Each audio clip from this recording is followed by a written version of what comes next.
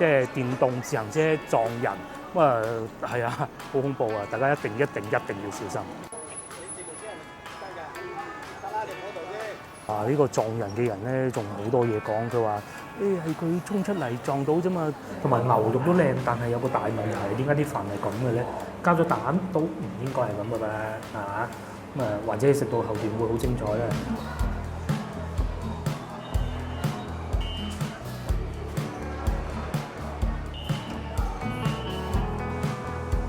Hello， 各位觀眾大家好。我而家所在位置係中山六路西門口地鐵站上邊。今日呢集影片咧係我一個人拍攝嘅。一如以往我一個人拍攝嘅影片咧都係會幫觀眾揾屋嘅。咁我今日計劃係會滿足3位觀眾嘅要求嘅。我哋出發第一位，喺光復北路面前呢條車來車往嘅就係人民路啦。其實呢個地方咧，我上星期喺去惠州之前已經想去㗎啦。但係我一睇地圖，光復北路，光復北路咧，其實觀眾要求拍攝嘅地方咧就係好近西門口廣場㗎。咁所以咧，我就決定，既然係咁，不如就先押後，所以就留到今日拍攝。而家呢個時間係晏晝嘅4點半。正如之前一集所講而家廣州旅遊業暢旺，同埋啲小朋友放假喺條路上咧，你係完全揾唔到一個工作日嘅感覺嘅。又喺呢度俾一個推介大家，喺對面鏡頭正前方，我哋睇到回民飯店。咁如果喺西門口地鐵站出嚟嘅話，應該係 A 出口吧喺嗰度行出嚟就可以去到嗰度飲茶食飯噶啦。呢間好嘢老字號真係稱得上為。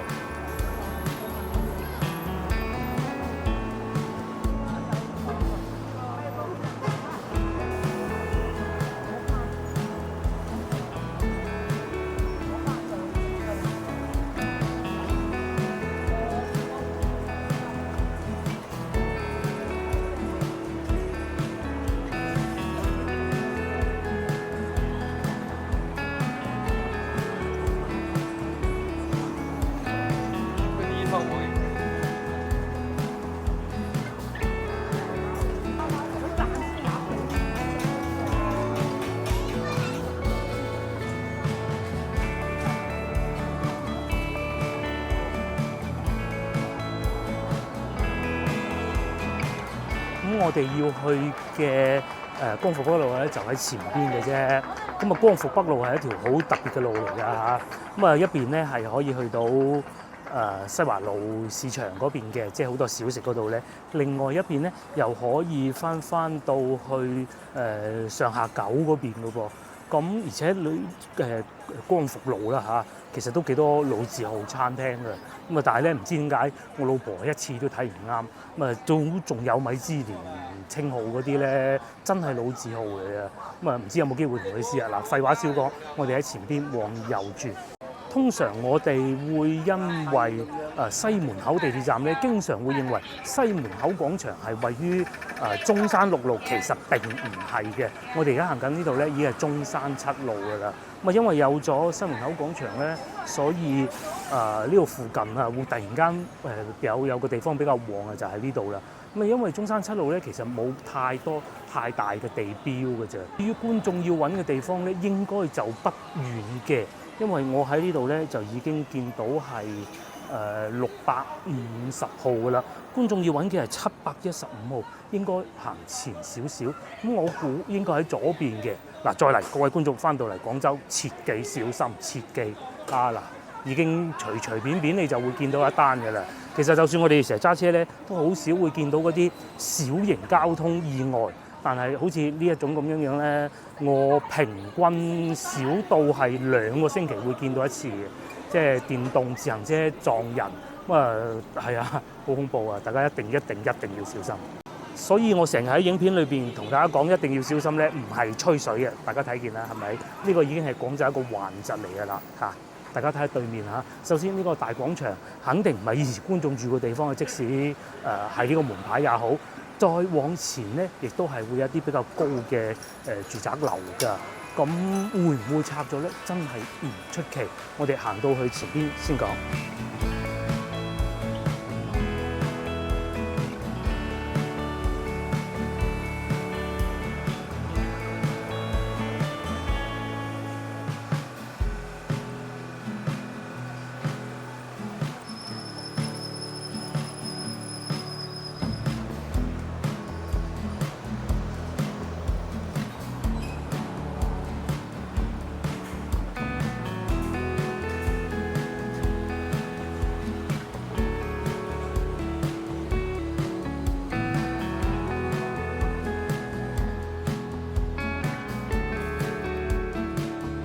我哋就喺呢度過對面馬路，因為點解咧？我喺度見到啊，呢個咩小龍蝦下邊咧寫住係中山7路60號㗎。咁所以咧呢度啲門牌可能真係全部改晒，因為西門口廣場咧其實佢係正向係中山7路㗎嘛。咁嚟到呢一橛咧都會叫中山7路都唔出奇，因為佢係同一個地址嚟㗎嘛。咁希望今日可以順利揾到觀眾要揾嘅地方啦嚇。咁再嚟，大家將鏡頭轉過嚟呢邊睇下和富百貨商場。呢個百貨商場咧，我知道做咗好耐㗎啦。好似我唔記得以前係咪呢個位置，應該係嘅，因為如果冇記錯，仲有一間應該係喺恩寧路嗰度附近㗎。光復北路呢度咧，亦都係廣州老城區啊！大家睇見上邊啲樹就知道嘅。咁再嚟，大家睇唔睇見呢啲共享自行車？佢哋都係同一個牌子美團嘅。不過我就證實過啦，香港嘅觀眾就用不了的。據我所知，要實名認證先用到嘅。你哋冇國內身份證係應該係用唔到嘅嚇。好啦，首先我見到係759號，觀眾要揾嘅係715號。咁按道理咧，就應該係越往前行就門牌號碼越細嘅。但係嚟到呢度睇見咧，應該就冇咗啦。嗱，呢1秒鐘我估計嘅咋嚇。因為你冇理由一路行個門牌號碼越嚟越細噶嘛，係咪？又轉翻過嚟呢邊前邊中山7路，按道理係往嗰個方向，因為對面咧係雙數門牌啊。譬如話面前呢一棟有加裝電梯嘅屋咧，我喺呢度都望到啦，748號，咁一定唔會係喺呢邊嘅。我哋就往前行啦。基本上我可以同大家講，應該觀眾以前曾經住過地方咧，就已經變成呢一個西門口大廈。咁呢個時候我都上網查下地圖先。如果根據蘋果電話嘅地圖咧，咁佢係講話喺西門口廣場個遇見小面嗰度嘅。不過咧，因為始終佢唔係用國內嗰啲測繪地圖嘅，其實未必會準嘅。咁但係點都好啦，至少係即係有個圖標睇下先啦嚇。我哋往前行少少睇下，咁佢應該係喺呢個兆記雞煲對面嘅。咁既然揾到個可能性低，都同大家睇下西門口廣場啦。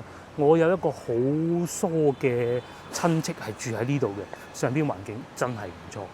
因為咧嗱，大家睇見喺呢度呢個位置，佢係會有一個好大嘅花園平台嘅。咁喺裏邊大部分嘅住戶咧都可以望到呢個平台，非常之好。咁當然啦，價錢梗係唔平啦嚇。至於樓下咧，亦都有好多餐廳啦，譬如話呢個九記冰廳啦，上邊寫住香港嘅。不過我就向香港嘅觀眾證實過啦嚇，其實事實上並非如此嘅。咁介紹係前邊仲有披薩店啦，又有燒烤店啦，甚至乎再前邊少少仲有茶餐廳都有嘅。不單如此喎，前邊仲有盒馬先生啊，即係嗰啲買海鮮喺裏邊食嗰種咧。嗱，呢個燒烤檔咧就有啲食啊，連三文魚刺身都有，又或者烤豬蹄。不過我諗我哋嘅觀眾應該對呢啲不是太感興趣。至於對面就係威兆雞煲，咁光復北路店嗰度咧係714號。咁如果係按呢個推測咧，按道理咧應該就喺呢個位置嘅，應該就喺呢個位置，因為714對面就715去啦嘛，係咪？咁我相信大家都見到啦嚇，係已經變成一個大商場嚟㗎啦，而且佢係一路連通去中山7路嘅，咁就唔會話過咗中山7路前邊又會唔會變成係光復北路咧？其實唔係嘅，嗰度係光復中路嚟嘅。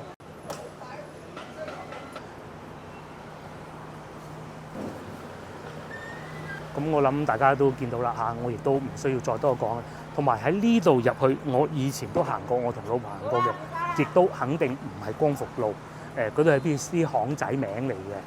好啦，咁我諗觀眾應該滿意我俾到佢嘅答案吧。其實係咁嘅，我過嚟之前已經知道係㗎，只不過我今日真係咁啱過到嚟。抱住心態就係話，即使揾唔到觀眾曾經住過地方，起碼帶佢嚟望望而家係變成乜嘢樣嘅。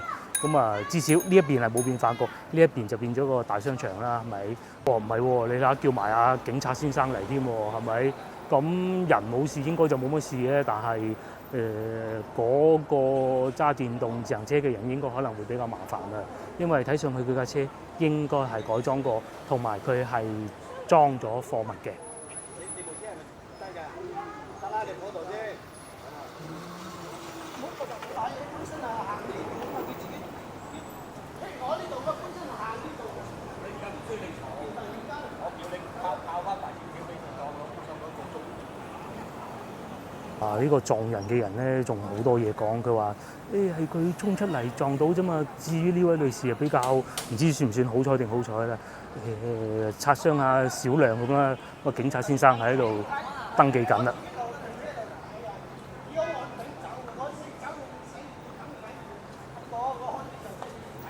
咁我諗大家睇到啦嚇，大家翻嚟遊玩嘅時候小心，如果萬一真係咁唔好彩嘅110啦，打電話叫警察先生過嚟啦。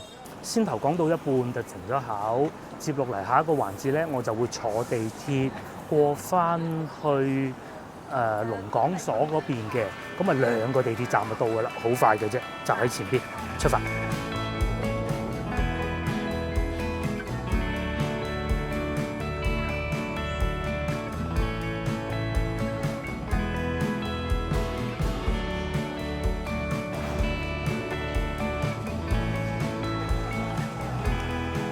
好啦，經過不遠咧，我哋又翻嚟中山4路啦。第2位觀眾要求揾嘅地方係138號咁，應該係可能係史上最容易嘅啦。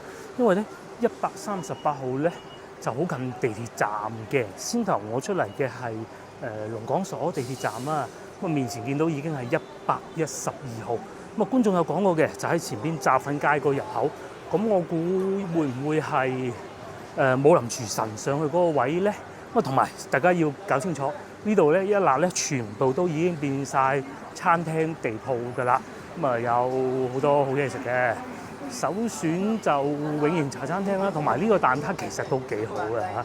如果喺以前咧喺對面馬路啊，仲會見到有好多賣呢啲鋪頭賣呢啲日用品嘅，咁啊而家就冇晒啦，全部都係變咗賣食嘅。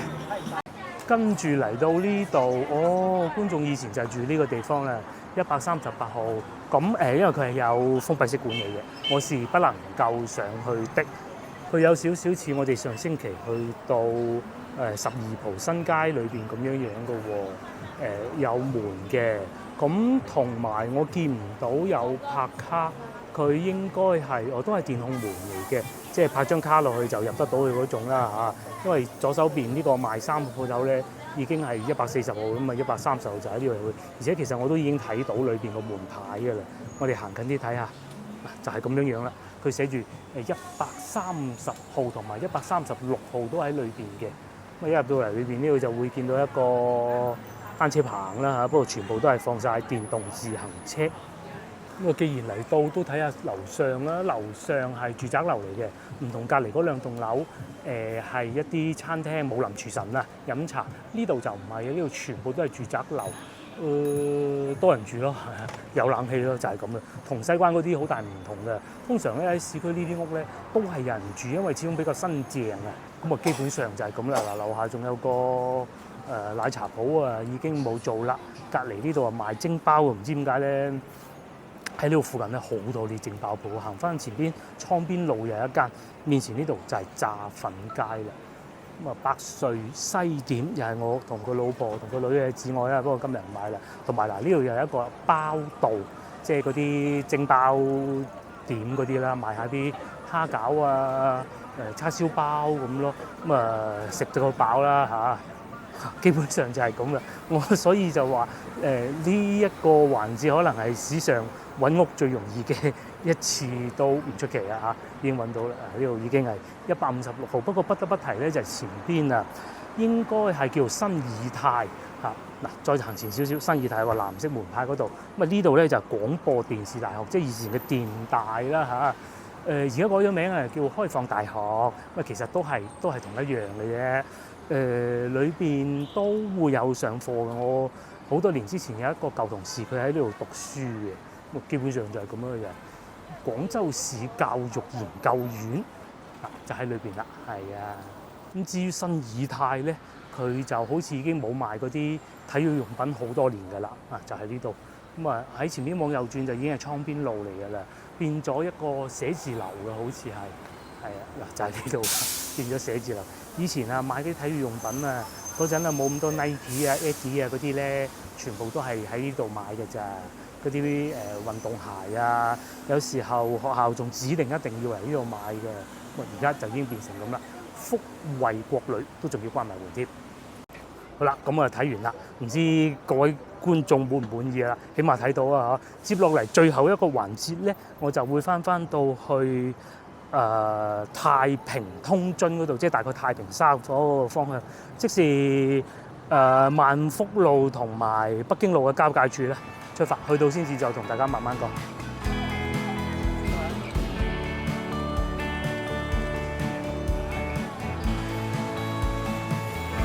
好啦，經過不遠，我哋又翻到嚟北京南路呢度啦。咁啊，觀眾要揾嘅咧係太平通津，咁應該係太平沙吧嚇，就喺前邊嘅啫。觀眾要揾嘅地方叫做太平通津1號，好似係，咁幾乎可以肯定，佢嗰度已經變咗一個樓盤㗎啦嚇。咁啊，但係點都好啦，都帶大家去睇下，同埋觀眾亦都想話睇下附近藍堤2馬路、太平通津、天字碼頭附近嘅。咁我而家企緊呢個位置咧。嚴格上嚟講都仲算係北京路㗎，因為對面就已經係北京路地鐵站，繼續往前行，已經係去到大南路同埋北京路嘅交界處。調翻轉頭往前行，繼續行就已經係天字碼頭㗎啦。咁啊，太平沙咧就喺呢度嘅，就已經變成呢一棟樓㗎啦，好耐啦。個頻道開始嘅時候，佢已經喺度做緊工程，而家睇上去差唔多封頂啊，老城區呢啲就真係豪宅之中嘅豪宅啦。咁啊，如果冇記錯，應該係粵海集團嘅樓嚟嘅，我唔係好肯定啊。然之後個牌坊仲喺度嘅，喺呢度過去咧就已經係珠光路嚟嘅。咁啊，我哋先揾咗觀眾住過嘅地方先。首先必須要講明，無論如何，我揾唔揾到觀眾住過嘅地方都好，我都會行勻呢條路，行到出去天字碼頭兜翻個圈嘅。嗱，首先見到呢度啊，就係先頭我所講嗰個樓盤啦。原來唔係粵海集團嘅。咁啊，繼續往前行咧，嗰度仲見到太平北京南幼兒園，咁同埋仲有個市場嘅。呢個市場好似都好出名嘅。咁但係咧，因為附近仲有珠光路市場，所以佢就梗係風頭就俾人搶咗㗎啦。但係都係好耐喺度做咗。睇下有冇咁好彩，我哋可以揾到先。等我揾下門牌，但係咧好似未見到有門牌喎。呢邊轉過嚟咧，就見到太平沙18號，咁會唔會繼續往前行揾到咧？希望可以啊嚇，因為先頭我話嗰棟樓變成一個樓盤，觀眾住個地方冇咗，係我憑經驗嘅啫，而並非睇地圖睇出嚟嘅。至於呢度咧，就係市場嘅一部分啦。咁啊，佢亦都變為一個市政嘅市場，就係東村新街市。呢度叫做太平沙市場，個市場入口仲變埋藥房添喎。前邊仲有個水果檔，我記得呢個水果檔好旺㗎。以前啦嚇，依家都好多嘢賣啦嚇。咁至於呢度，我聽到好多聲都係大興土木啊，又或者準備整水渠，一整水渠咧又分幾年路啊，又或者出行不便嗰種嘅。大多數都係咁，但係整好咗就冇咁容易水浸咯。咁我喺前邊見到係英俊坊，係啦，我曾經嚟過一次嘅。呢條巷入去就係英俊坊。咁我睇下往前邊個方向行，睇下嗰個方向係咪太平通津。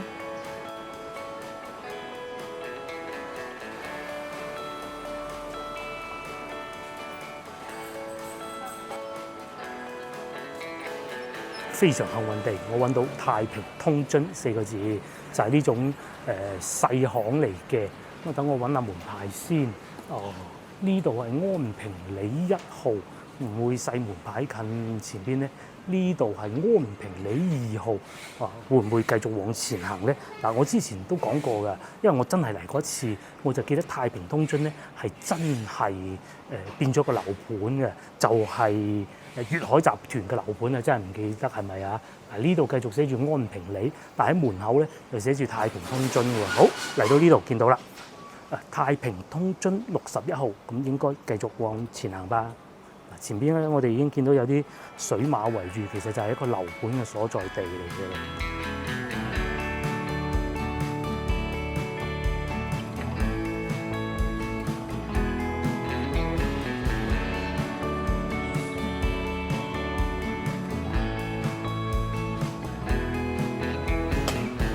嗱，好啦，我哋嚟到呢度咧，就已經係太平通津。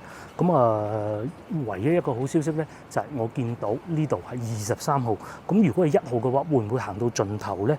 觀眾有講過嘅，南堤大馬路啊，好似而家唔係呢個名喎。不過當然亦都唔排除我記錯啦嚇。咁確實再往前行咧，就已經係海皮邊嚟㗎啦。咁喺鏡頭嘅正前方咧，就係對住新起緊嗰個樓盤嚟嘅。而家咧已經變成一個都唔叫變啦，都仲係一個居民樓啦。至於呢邊咧，就係一個即將落成嘅樓盤啦。咁我成日講話啲樓盤啊，大家要小心買啊。咁粵海集團咧係唔需要嘅，唔需要擔心呢樣嘢嘅嚇。不過咧，貴超誇張嗰啲價錢，係啊，好恐怖。咁啊，梗係啦，有咁靚地段喎嚇！我哋唔講呢嘢，揾翻觀眾住嘅地方。先頭我喺北京路行嘅時候咧，已經感覺到非常之熱㗎啦。但係喺而家呢條路行緊嘅時候咧，因為近海皮邊啊，哇！大家睇見啲樹葉、啲樹搖嚟搖去，就知道其實好涼爽嘅。風又夠大，只不過啲風聲咧俾個降噪咪降咗啲聲嘅啫。咁啊，呢度我見到啦，已經係21號。有個鐵閘嘅，咁希望行到盡頭係觀眾要揾嘅地方啊。不過我而家估㗎咋嚇，因為會唔會個門牌變得冇咁細咧？真係唔知。去到盡頭我哋就開估㗎啦。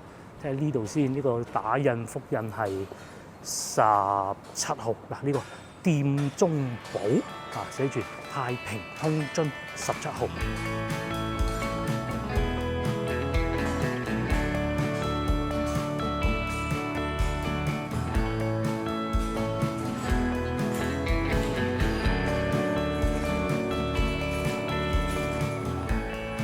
答案已經出咗嚟啦，因為我見到呢度係寫住3號嘅。咁1號係邊度咧？1號咧就係廣州喺附近啦嚇，唔好講廣州啦，其中一間好老字號嘅飯店啦，就係呢種坐喺路邊食嘅飯店。我想同個老婆嚟好耐㗎啦，佢次次行到門口見到咁咧，都係耍手擰頭就走啦。佢話熱啊咁樣咧，就係呢度啦。呢度咧，按我推斷應該就係1號。因為點解咧？先頭呢個牌坊下邊就已經係3號嚟㗎啦。咁會唔會1號就係呢度咧？機會極大。等我查下西電話先。冇錯啦，我喺個 App 上邊又已經查到啦。越秀區南堤2馬路太平通津1號，即是我哋面前呢一度啦。星苑酒家咁用餐環境極一般，但係據說咧就味道好好嘅。坐喺戶外會好啲，因為裏邊咧會有好多人抽煙，呢啲等到秋天嚟就最好啦。至於呢度咧，真係我就大懵啦！啱先仲話，哎呀唔係啊，未聽過南堤2馬路，係啊，唔好意思，呢度就係南堤2馬路，因為通常咧都係西堤大馬路啊嗰啲名嘅，點解南堤好似應該冇嘅喎？啊，原來真係有嘅，而且咧都唔係嗰啲好隔涉嗰啲路，因為一行出去咧就已經係海皮邊嚟嘅啦，往右轉已經去到海珠廣場嘅。我睇翻觀眾曾經住過呢個地方啦，原來咧佢係一棟樓嘅，有樓上應該係4層樓高嘅。咁至於觀眾係究竟係住地下定係樓上，咁我梗係不得而知啦嚇。咁同埋咧成日講話呢度啲嘢抵食啊嗱，醉鵝啊半隻啊148蚊啊，羊肉煲都有，哇咁熱食個羊肉煲流鼻血都似。咁甚至乎撈起魚皮啦、鹹蛋黃魷魚酥都有啊，唔貴啊，30零蚊一個小菜，特價5柳蛋13蚊。好啦，希望呢位觀眾滿意我俾到佢嘅答案啦。咁同以往一樣啦，如果各位觀眾有理想我幫你拍攝嘅地方咧，請你喺我任何一條影片留言，咁我會盡量 group 埋一齊嘅。如果有啲擺得太耐嘅話咧，可能會優先處理啦嚇，因為好似今日咁，我坐機嘅地鐵站行得到咧，就係比較方便。如果再過去海珠區，確實不是太容易嘅。咁接落嚟又好似以往一樣啦，我都係要去揾嘢食嘅。而家差唔多6點鐘啊，咁我想食煲仔飯喎今日。咁喺附近咧就唔知點解，我認為廣州咧最好嗰幾間煲仔飯咧，全部都喺晒呢度附近㗎。即係有啲喺外邊㗎，有啲喺其他地方嘅。咁有邊幾間啊？萬福路嘅萬興啦，係啊，不過去過咁多次，冇理由又再去萬興。第二個係遠啲，翻到去德政路，咁係桃園啦，但係我就不是太喜歡啊，講清楚先。咁但係佢都係好好嘅。咁再嚟仲有超記，今日我哋就想去超記睇下多唔多人，甚至乎如果再翻到去惠福東路都有一間我都好想試嘅，但係嗰度咧永遠都係滿座的。咁我係唔知點解冇咁嘅機會嘅。咁所以我哋今日試下超記，佢哋咧就喺珠光路係有一間分店嘅。我哋就一於趁住今日過去試下嘅啫咩？好耐之前我都食過一次㗎啦，唔知依家出品點？去到不遠，我哋嚟到超記煲仔飯門口，竟然都係咁樣嘅。又係坐到滿，咁都不需要考慮啦正如我先頭所講，呢度附近咧食煲仔飯嘅鋪頭特別多，超記冇，我哋就去好彩睇下有冇位。如果都冇位咧，就再過去美榮。如果再冇位咧，到時先算。喺呢度行過去，好彩咧步行嘅話，只需要5分鐘嘅啫。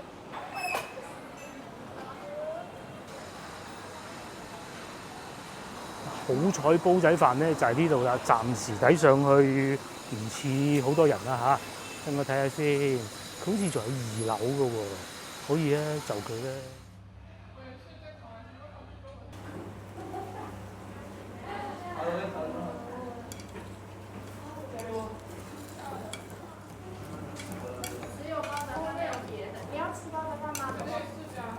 哇！我啲嘢食就到咗啦。原來佢哋嘅豉油咧係自己加嘅，咁我先整好啲飯先。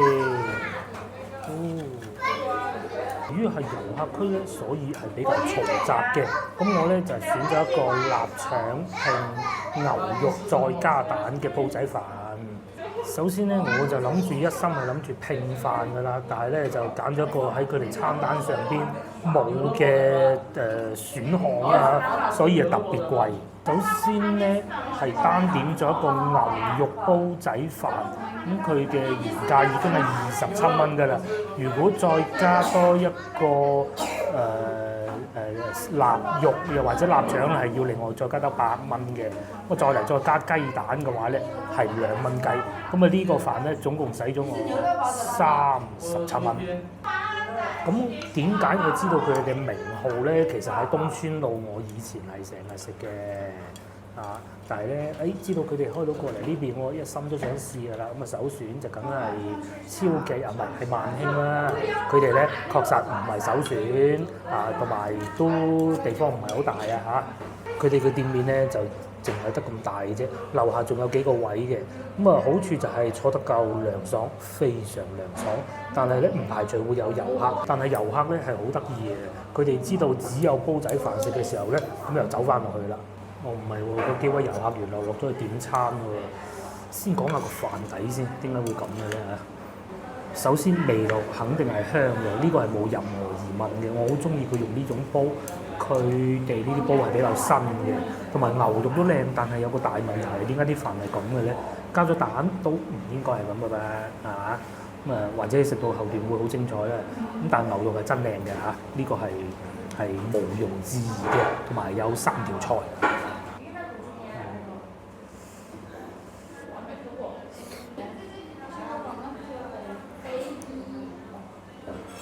會唔會係我心急嘅原因咧？個飯冇咁絲苗喎，試下臘腸啦。臘腸同牛肉都非常之好非常之好，甚至可以講係我食過裏邊嘅牛肉煲仔飯同埋臘腸煲仔飯裏邊咧數一數二咁滯。但係個飯咧就好似我煮咁嘅，應該會，或者可能食到後段會好啲。等一等啦，唔好咁心急。等我睇下下邊啲飯焦，刮到下邊等咗一陣，確實狀態係比先頭好似好啲嚇，好似好啲。咁啊靚仔送上嚟嘅時候咧，係有好靚嘅聲音嘅會住嘅。呢啲就係下邊嘅飯焦，試下。為數不多嘅飯焦裏邊又控制得幾好喎，因為佢係嗰種點講啊？佢唔係一底黐住嗰啲飯焦嚟嘅，即係唔係成片嘅，佢唔會成件整起身嘅。食落去咧，好似嗰啲炒米餅咁嘅呢一部分，同埋嗰種焦香味都係有嘅。亦都唔排除一個可能就係因為我揀咗加窩蛋啊。又或者個窩蛋等我少少，因為我老婆好得意嘅，佢成日食煲仔飯咧，話唔好等隻窩蛋熟啊，攪勻佢啊，攪勻佢啊咁。我啊聽咗佢嘅指導啊，今次搞快啲，可能等一等再搞過啲。但係個飯焦咧確實真係好，唔係話幫佢補分啊或者乜嘢，係真係幾好嘅。但係個飯就但係個飯咧，我相信應該係附近幾間裏邊。今日表現得比較冇咁出色嘅一個啦嚇，又或者我心急啦。不過個臘腸真好，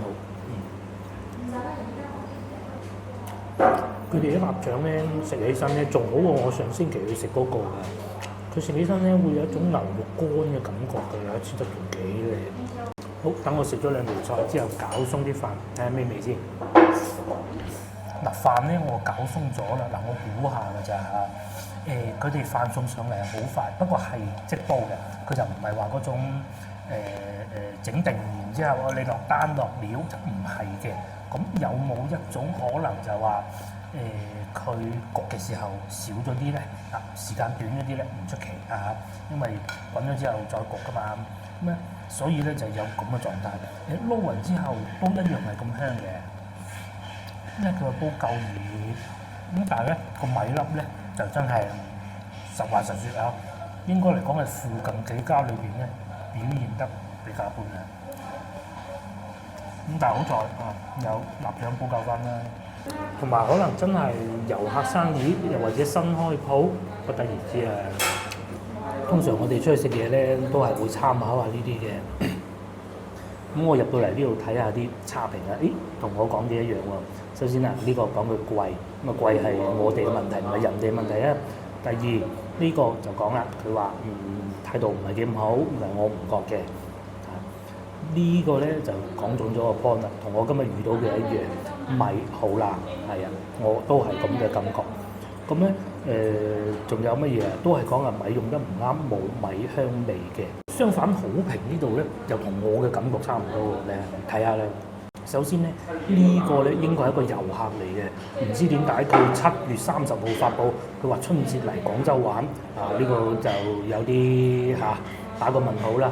呢度呢個咧就應該係講得比較接近我講嘅水平啦。全部都係新鮮現煮嘅，自己加豉油嘅，同埋係老字號嚟嘅，只不過係呢個分店。咁咧。呢個就講得夠中肯啦，味道可能唔係最好，但係佢哋嘅用料係非常唔錯，唔係用好差嘅食材。咁先頭我喺度食緊臘腸同埋牛肉，同一樣都係呢種感覺。咁啊環境比較狹窄，亦都係見到有咁嘅評論啦。呢個地頭你冇辦法㗎啦，係啊，北京路喎，係咪先？隔離天字碼頭喎。咁基本上就係咁啦。同埋咧，始終有一樣嘢我唔係太中意啊，因為全部煲仔飯鋪都係啊。嗰條菜擺喺上邊，大佬你攪勻咗之後，你究竟係食咗條菜先咧，定攪勻個飯先咧？你梗係想一路食飯一路攪菜㗎嘛？佢呢度都係有，不過好彩就係條菜。好啦，我又食飽飽，大家睇上去覺得點咧？我諗有好多嘢都唔需要講錯啦嘛。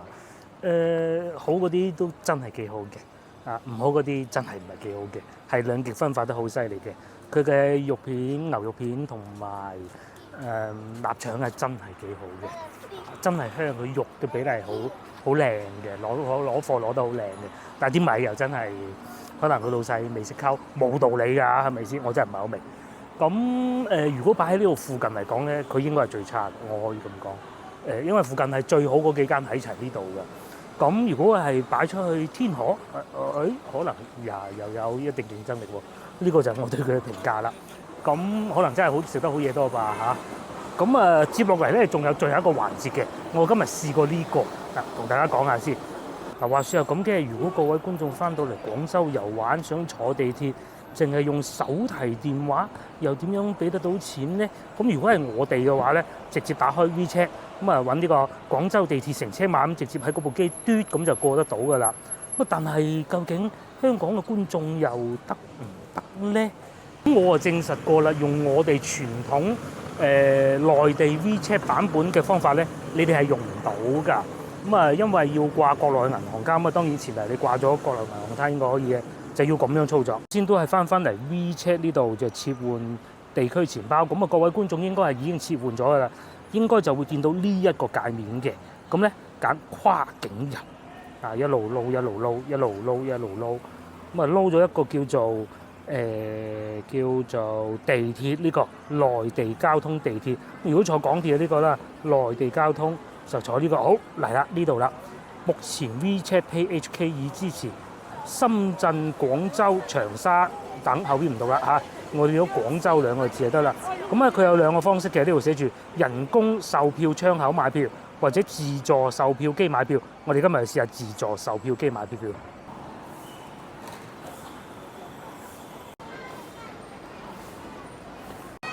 遊客多啊，喺度同大家睇下啦。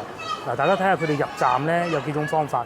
第一個直接用張羊城通拍落去上邊白色嗰度嘅。咁第二種咧，譬如話呢位靚女佢就準備用個手提電話掃描嗰嚿黑色嘅嘢。咁佢有個激光掃描嗰個曲嘅，你手提電話上邊嗰個曲嘅。咁通常本地嘅乘客咧係會直接掃描羊城通嘅曲咩一曲係咪先？咁但係咧，如果外地遊客佢冇羊城通咧，其實就要喺面前呢班人咁樣買俾佢，哇咁多人嘅。我哋咧就喺度試下買飛啦。之前都教過大家，你先撳呢幅圖，除非你知道幾多錢。咁如果唔係嘅話，你梗係要揀個地圖噶啦。譬如話我哋揀淘金啊，我屋企喺嗰度噶嘛。揀咗淘金之後咧，你就揀微信支付。我哋知道3蚊咯噃。然之後咧就攞你嘅手提電話出嚟掃一掃。切記要掛咗銀行卡先得嘅。掃完之後咧，個界面就係咁嘅。之前我都掃過俾大家睇㗎啦。3蚊佢會變成3蚊2毫7，即係港紙啦。撳密碼呢一 part 我就梗唔同大家睇㗎。好啦，咁成功支付之後咧，就喺呢度有個銀嘅。你咧就會攞到一個咁樣嘅銀，個銀你係唔可以攞走嘅，你要喺嗰部機度拍一拍，咁然之後佢就俾你入到站㗎啦。如果你買嘅飛價錢係唔啱嘅，譬如你揀錯咗，其實應該4蚊嘅喎，你揀咗一個3蚊嘅，出站嘅時候咧，你就揾翻嗰個地鐵職員幫你再俾錢咁就得㗎啦。我哋喺度入站。好啦，終於咧，我哋翻嚟出站口，只要將呢個銀咧掟入呢個位置，咁就得㗎啦。